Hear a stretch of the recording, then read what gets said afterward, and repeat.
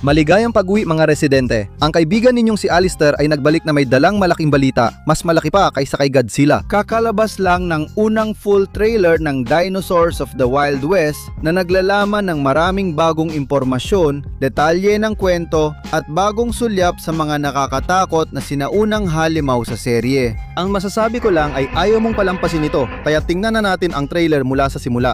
Maligayang pagdating sa Dangerville. Ang Dinosaurs of the Wild West ay mula kay Luke's part ng Primitive War hango sa epic na serye ng art ni Sean Keenan na nagpapakita ng mga bayan sa hangganan, cowboy, katutubong Amerikano at mga dinosaur sa isang mundo. Mayroon tayong bagong buod para sa serye, kaya magkakaroon ka ng malinaw na idea kung tungkol saan talaga ito. Sa isang alternatibong hangganang lupain, binabaybay ng sangkatauhan ang mapanganib na lupain kung saan bawat paglalakbay, bayan at digmaan ay nakasalalay sa dambuhalang nilalang na humuhubog sa sibilisasyon. Ngayon, may umuusbong na nagbabantang baguhin ang mundo at ang ugnayan sa mga dinosaur magpakailanman. Ang Dinosaurs of the Wild West ay epikong serye ng pakikipagsapalaran na muling binibigyang anyo ang kanluraning hanggahan ng Amerika sa mundong milyon-milyong taon ng nauhubog. Ipinapakita agad ng trailer ang mga imaheng ito, kabilang ang babaeng pangunahing tauhan nakasakay sa tila isang Quetzalcoatlus.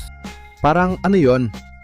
Una sa lahat, napakaganda ng tanawin at mukhang nasa Arizona ito. Parang sabihin mo na lang na hindi ito mukhang mga bundok ng mga estado sa paligid ng Grand Canyon, lugar na puno ng kasaysayan ng Wild West, kahit sigurado akong iba't ibang estado sa kanluran ang setting ng serye. Makikikita natin ang magagandang eksena ng mga manlalakbay na nakaupo sa tabi ng apoy at nakikipaglaro sa tila dalawang mga dromaeosaur, malamang ay Deinonychus, na tila ginagampanan ng papel ng mga aso sa mundong ito. Mahuhusay silang alaga at mga ngaso na nagpoprotekta sa amo laban sa banta, nakakatuwa talaga. Gusto ko rin ng ganoon ngayon. At sa likuran, makikita natin ang isang napakadandang Triceratops. At mas malayo pa ron, may nakasakay sa isang uri ng Hadrosaur, malamang ay isang Edmontosaurus. Ang eksena ng papalubog na araw habang nagkakampo sila ay napakaganda. Gustong gusto ko ito. Sunod, makikita natin ang eksenang ito sa disyerto kung saan may grupo na tila naglalakbay gamit ang mga Triceratops, Hadrosaur, itong napakalaking Dreadnoughtus at may ilang Utahraptor sa unahan. At pati na rin yung mukhang Suchomimus na totoo pa rin para sa akin, Pakshet. Nakakita tayo ng kaunting sulyap ng Suchomimus sa Primitive War at nakakatawa kasi naalala ko na nagkaroon pa ng hiyawan kahit saglit lang siyang lumabas. Sana mas marami pa tayong makita kay Suchomimus sa seryeng ito. Siyempre, matalino ang manatiling magkakasama dahil sa mundong ito, may mga tulisan na gumagamit ng ilan sa mga pinakamapanganib na dinosaur na kilala ng tao at kapag naghiwa-hiwalay kayo, nagiging mahina kayo. Mas mainam tumawid ng disyerto ng sama-sama, lalo na kung may malaki kayong kasama tulad ng sauropod na tutulong. Pagkatapos, makikita natin ang kampo ng tulisan sa gitna ng madilim na gabi na ang tanging ilaw ay mula sa kanyang apoy, kung saan makikita natin siyang natutulog kasama ang kanyang pinagkakatiwalaang kasama, isang Deinonychus na mukhang malapit at malambing sa kanyang amo na talaga namang nakakatuwa. Gusto ko rin ng ganoon. Isipin mong pinagkakatiwalaan mo ang raptor na ibinubuyangyang mo ang leeg mo. Sobrang tiwala niya talaga. Pagkatapos, makikita natin ang isang tao na gumagamit ng mga dinosaur sa digmaan. Mukhang sinunog niya ang kubo para maganap ng pera, ginto o paghihiganti. Karaniwan ang pagnanakaw sa Wild West kaya may saysay ito. Kasama rin niya ang tatlong malalaking Utahraptors na tumutulong sa kanya sa pagharap sa mga biktima niya.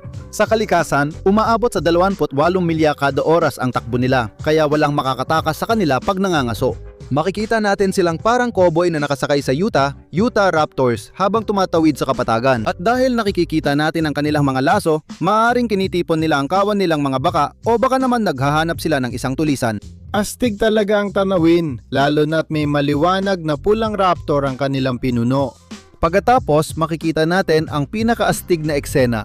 Isang cowboy na nakasakay sa Tyrannosaurus Rex habang ito'y umuungal at lumulubog ang araw sa likuran. Grabe, ang lupit ng eksenang yon at mukhang may bagong disenyo ang Rex kumpara sa Primitive War dahil kakaiba talaga ang itsura ng silweta nito. Lalabas ang title card na Dinosaurs of the Wild West kasunod ng epikong eksena mula sa unang teaser kung saan tumatawid ang mga dinosaur sa kapatagan, pinangungunahan ng bida habang nakasakay siya sa Utahraptor. At habang ipinapakita sa atin ang mga eksenang ito kung saan magkasamang namumuhay ang tao at mga dinosaur, naririnig natin ang narasyon mula kay Jesse Cove ng Cobra Kai kung saan sinabi niya ang frontier ay hindi itinayo gamit ang mga kabayo o bakal. Ang mga dinosaur ang nagtaguyod sa ating mga bayan at lumaban sa mga digmaan. Sa maraming henerasyon, magkasama nating ibinahagi ang mundong ito. Hindi mabubuhay ang isa nang wala ang isa. Pero ngayon, may bagong banta. Isang puwersang naniniwalang ang hinaharap ay hindi para sa tao o hayop at baka hindi likas ang pagkalipol sa pagkakataong ito. Napapaisip ako na may gustong maglagay ng lamat sa pagitan ng tao at dinosaur at palitan ng ugnayan nila ng likhang tao at teknolohiya. Perya ko lang yon, pero nakikita ko talagang magiging malaking focus ang isang korporasyong nahuhumaling sa kontrol, pagpapalawak at pagpapalit sa likas na mundo. Ngayon, kasabay ng trailer at paglulunsad ng Kickstarter, inilabas ang maraming bagong impormasyon at ito ang magiging pangunahing paraan para pundohan ang cinematic na kaganapang ito. Kaya tingnan natin ito. Kung nagustuhan mong video, mag-subscribe at itap ang notification button. 65% sa inyo ay hindi pa nakasubscribe, kaya gawin na para updated ka. Kung hindi, baka pakawalan ko ang Utah Raptor sa'yo.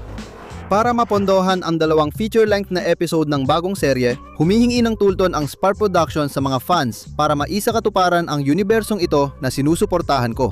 Nagkakaroon siya ng malayang pagliha ng serye ayon sa gusto niya, walang pakikialam ng mga producer.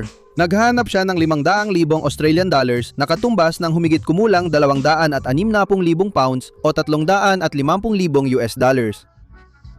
Ngayon, malinaw na hindi maliit na halaga yan. Pero para sa dalawang full-length na episodes ng isang seryeng mabigat sa VFX, talagang napakamakatwiran na niyan. Karaniwan, milyon ang budget ng modernong palabas kada episode.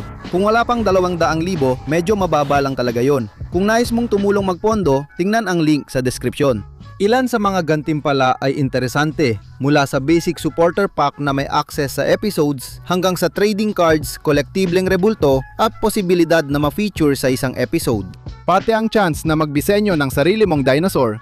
Ngayon, isang bagay na sobrang astig na ibinunyag sa Kickstarter ay na kung magiging matagumpay ito, magiging simula ito ng mas malawak na cinematic universe kung saan susuriin natin ang iba't ibang panahon at kung ano ang magiging itsura kung magsasama-sama rin sila sa mundo kasama ang mga dinosaur.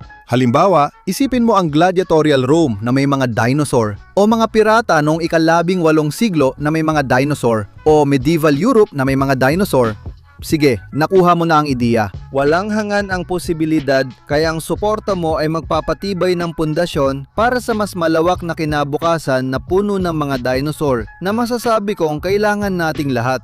Sa tingin ko, ang talagang humahatak sa akin sa universo na ito ay kung paano nito ako pinaalala sa Dinotopia, kung naalala pa ninyo yon. Para sa mga hindi nakakaalala, ito ay utopia kung saan magkasamang namumuhay ang tao at dinosaur at may ilan ding matatalino at nakakapagsalita. Lumabas ito nung unang bahagi ng dekada 2000 at sobrang nagustuhan ko ito nung bata pa ako. Kaya ang makakita ng isang bagay na humuhugot sa ganung uri ng imahinasyong pambata ay talagang tumatagos sa akin at hindi na ako makapaghintay na mas tuklasin pa ang mundong ito.